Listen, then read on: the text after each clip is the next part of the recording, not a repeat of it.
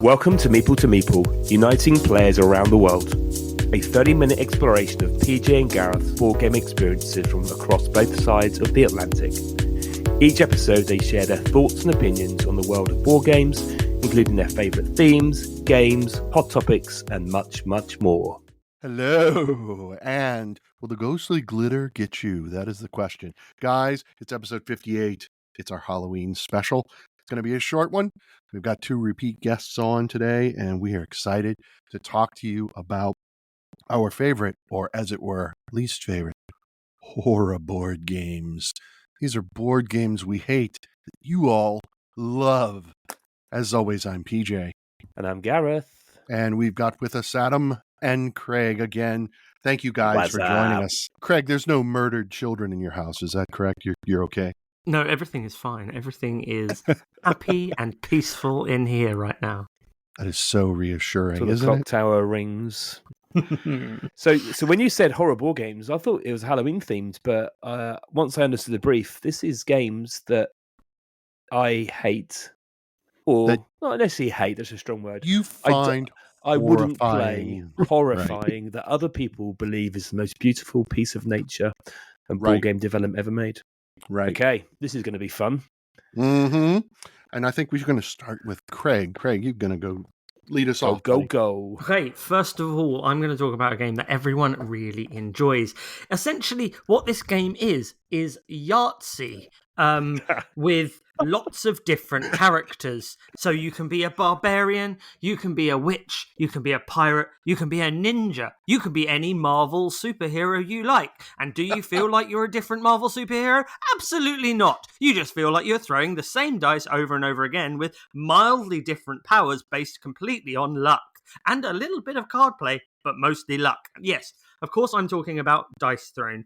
Dice Throne is one of those games I do have in my collection, and it's relatively fun to play. I mean, you can take the package out and you can play with more than 2 people, even though that doesn't really work. It's only a 2-player game. Don't let them lie to you.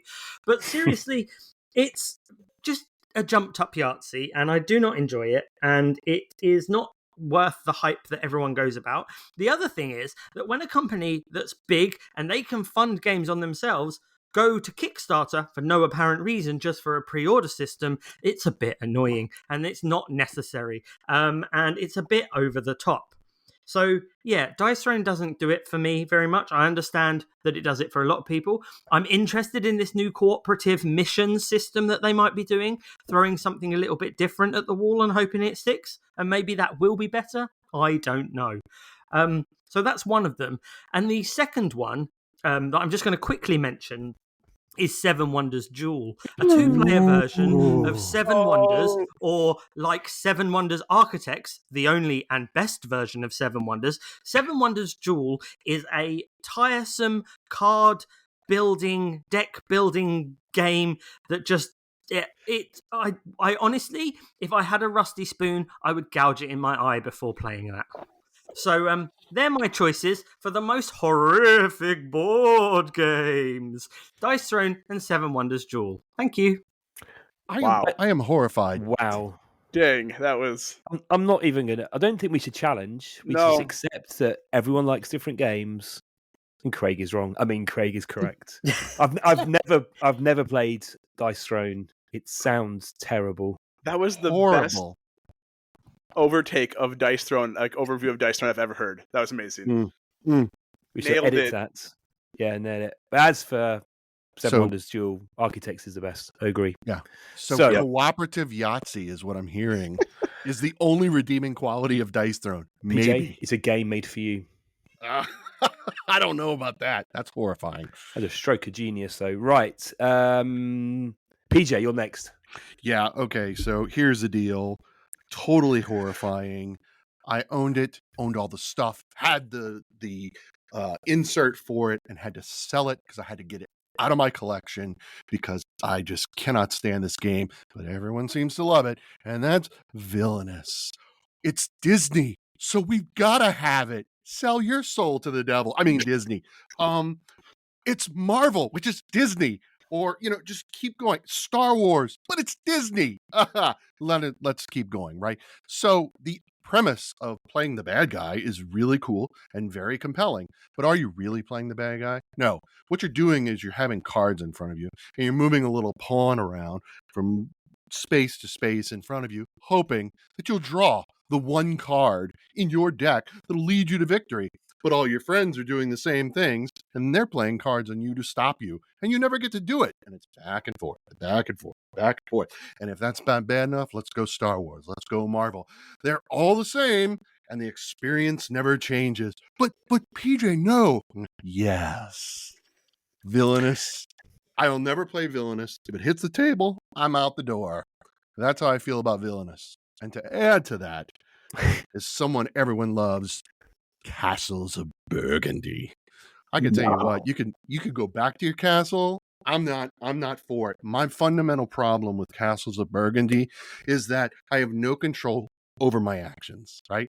Roll dice, and those dice determine what I can do. Oh, but PJ, you can mitigate it a little. Yes, you can mitigate it so little that I want to be able to take my own actions, but I can't because it's random from turn to turn. And there is no amount of three-dimensional, fancy painted tiles in a big, giant, beautiful box that's going to make me play Castles of Burgundy. I am so sorry to everyone who backed that deluxe version. So that is the games that horrify me this Halloween.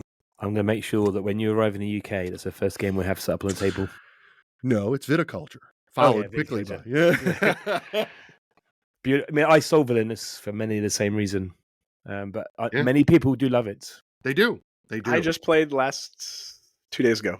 Amazing. and you just bought the latest expansion. Right. Whatever that was called, I've forgotten. Boogie Woogie. Yeah. No. Right, but I think we established 2 or 3 weeks ago that the reason you buy board games is to stay poor so that your wife won't kill you, right? Isn't that we talked about? It's safer. So, there's a redeeming quality to Villianous, I guess. It keeps you from your wife killing you for the inheritance. There's always a silver lining. You just got to find it. Right. So we've had Dice Throne, 7 Wonders Duel, Villianous, Castles of Burgundy. Adam, what horrific games are you bringing? My horrific game is Catan. So I know that this is a huge classic game that everybody loves because you've got your sheep and your rock and your wheat and your brick, and you get to trade with people and build your little fiefdom and be all cozy in your town. It's awful. So actually the fun part is that's my origin game. So I actually started off with my family playing this. It's probably why I hate it now. And we played for 5 years and I just can't stand it. You got 3D Catan, Dice Catan, card game Catan, Game of Thrones Catan. They're getting to it's like the Monopoly status. Oh, Space Catan. Reskin everywhere you can. And then you got expansions. Yeah. Like 5 to 7. Sea Catan, Starfarers Catan, Space Catan, Barbarians. There's even a Star Trek Catan. What? Really? Yeah, it's just not my. Burn them all. Yeah, it's just like one.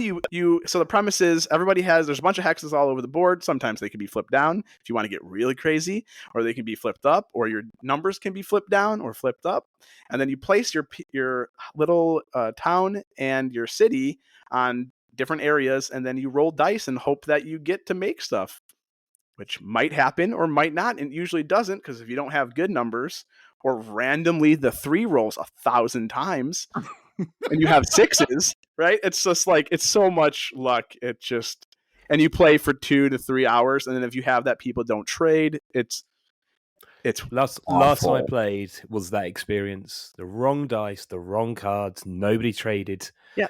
So you sit there for 2 hours doing nothing. It's just, and then you're like, you gotta trade this sheep for a brick, and nah, that's lame. I have 500 of those. Okay, thanks. I'll just sit here.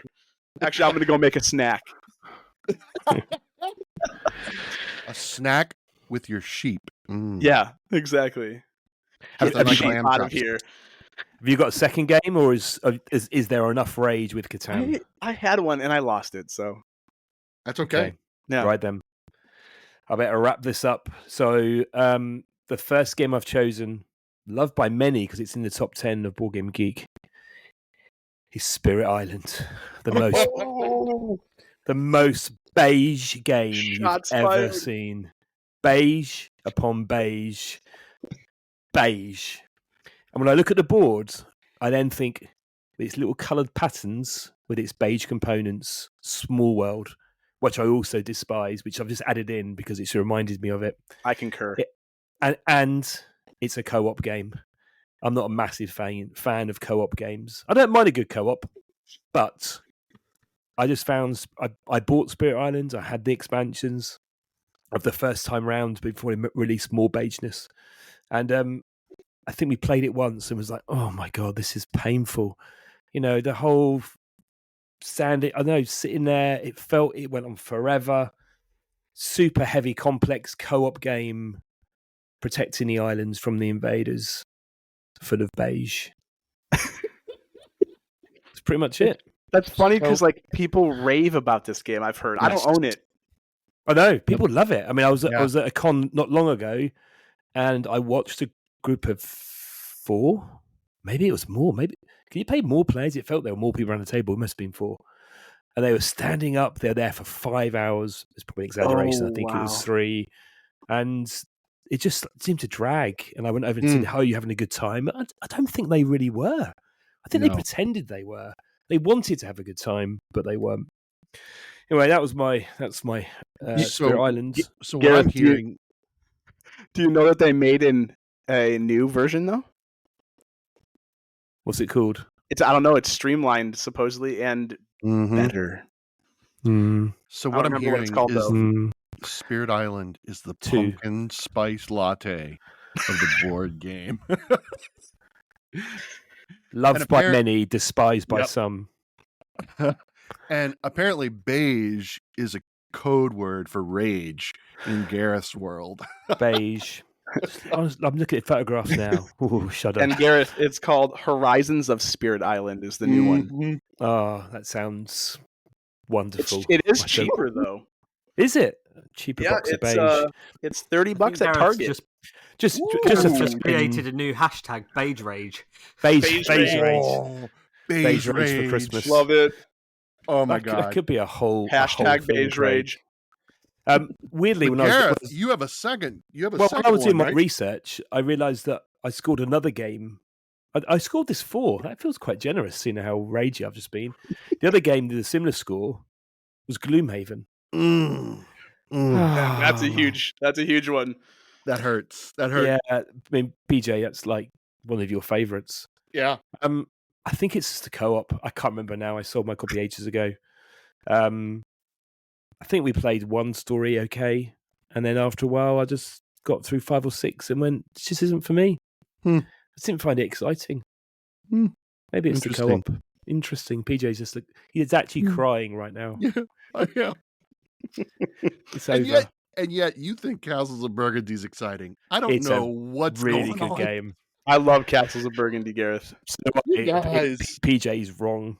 I need to educate him on how to mitigate his goes. It might be because I've won every game I've played, so. Yeah. So, with that super fast episode, I think we just end it there with full of beige rage, Disney disasters, Catan catastrophes. Yeah, I like it. Yahtzee, I don't know, can't think of one. Thunderous thrones of dice. Thunderous thrones of hatred of dice. Mm. It's been a pleasure, as always, everyone. Thanks for listening. Thanks, everyone, for listening. Please subscribe, and as always, we love to hear your thoughts and ideas. So make sure to leave those in the comments. And don't forget, you can also chat with us both on Instagram @Meeple to Meeple.